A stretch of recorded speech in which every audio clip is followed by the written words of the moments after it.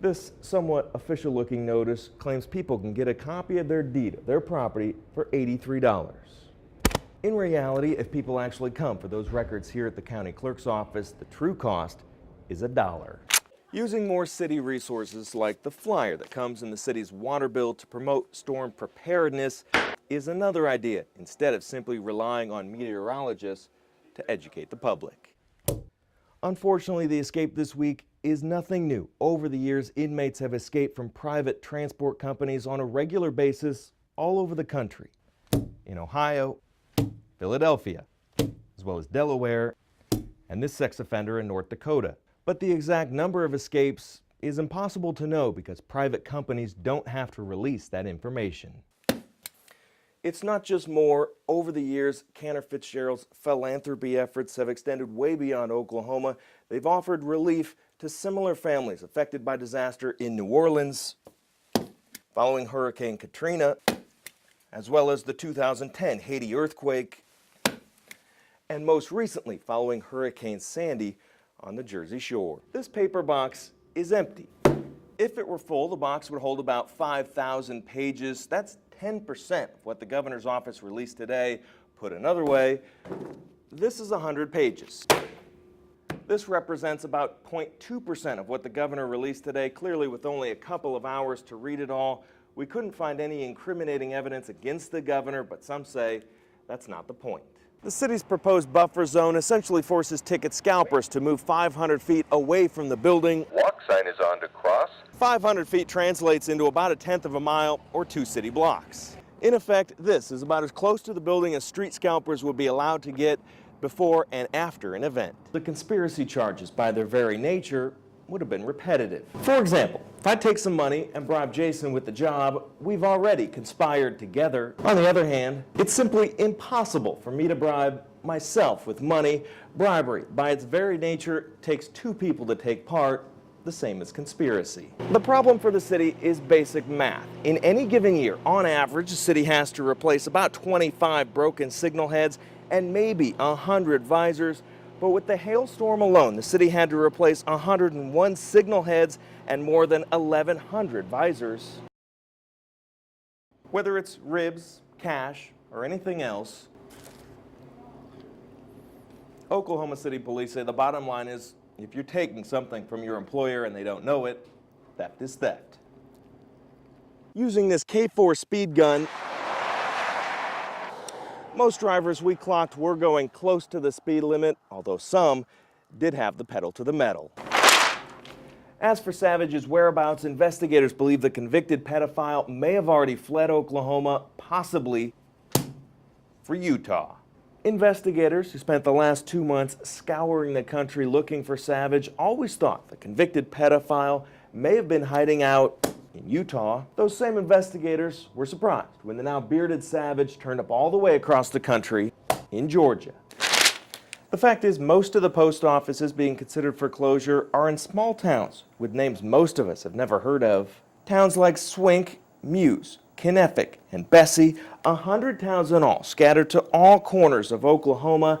The cuts are intended to save the post office money. Even those in Pocasset agree either way, it's a tough sell. The new recycle program would work in 3 steps. First, the materials would be put curbside.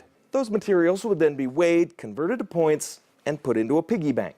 Finally, those points are converted into rewards for local and national retailers like Best Buy and Home Depot. Simply put, here are the soliciting rules as they exist right now. Soliciting curbside is legal. Soliciting from a median, also legal. Soliciting while standing in the middle of the street, not legal. By far, the increase that would affect the most people, the fine for forgetting to plug any downtown parking meter would go from $10 to $15. City planners hope this mall serves as a regional project, drawing in people from around central Oklahoma. That's because right now, the nearest outlet mall of this kind is 135 miles south in Gainesville, Texas. Ramos says before Zapata started attacking his friend, he first took the sword and started hitting the back of his car. Then he smashed the back window. The history of the conference in less than 30 seconds goes like this. The original 5 schools were Kansas, Nebraska, Missouri, Iowa, and the University of Washington, St. Louis. In 1929, the conference changed again and officially became the Big Six. The Buffaloes came aboard in 1948, making it the Big Seven.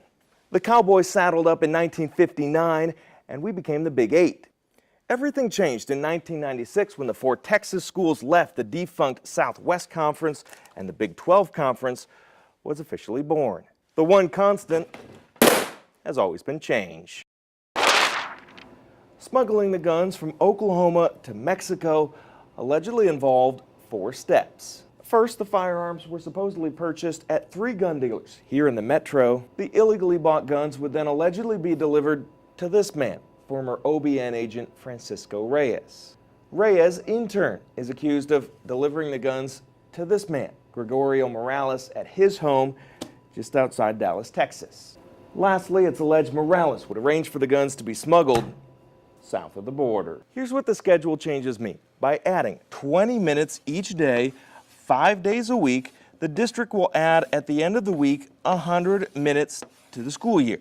By the end of the year, that comes out to 9 additional days.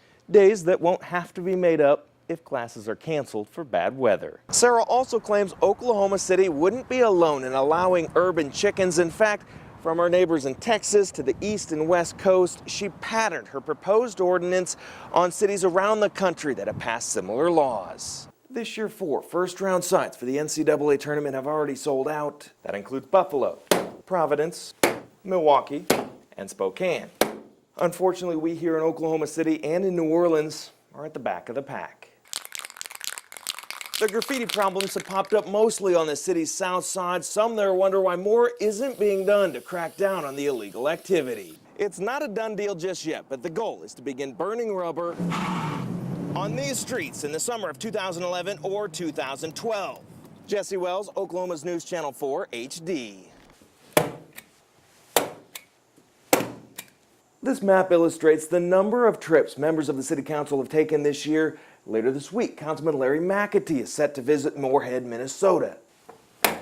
But we can remove some of the faces from this board. Sam Bowman, for one, canceled a previously approved trip to San Antonio. The vast majority of us on the council in these times need to lay back and stay home. On the other hand, Skip Kelly has traveled more than most on the council this year, from Atlanta to Boston and Cleveland.